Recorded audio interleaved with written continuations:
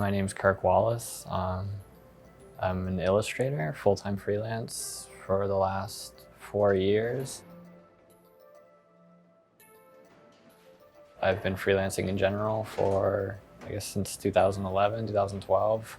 I focus a lot on character in sort of a playful, whimsical way. I work a lot with commercial clients in animation, stills, character design, visual development, world building, especially kind of brand identity illustration, things like that.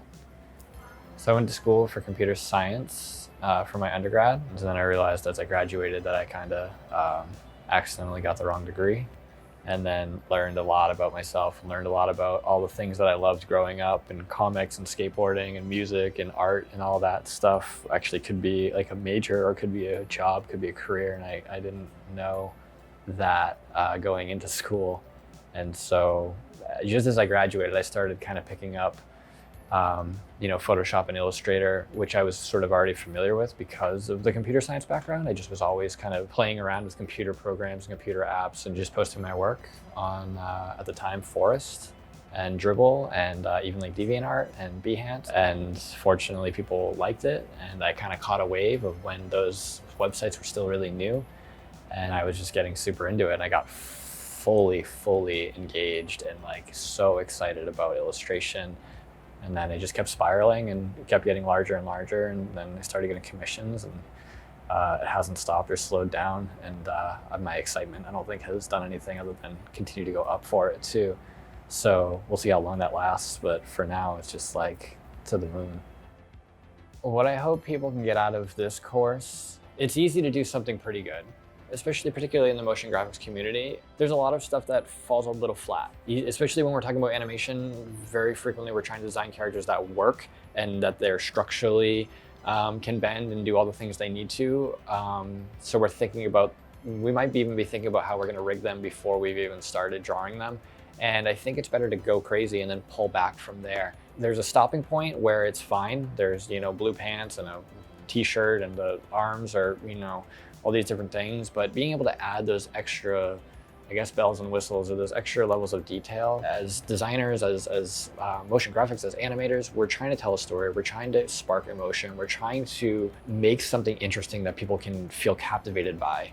The only way that we can do that is by making things human. And that doesn't mean that they have to be literal humanoids, but it means that they need to have flaws. No character is interesting unless they're flawed.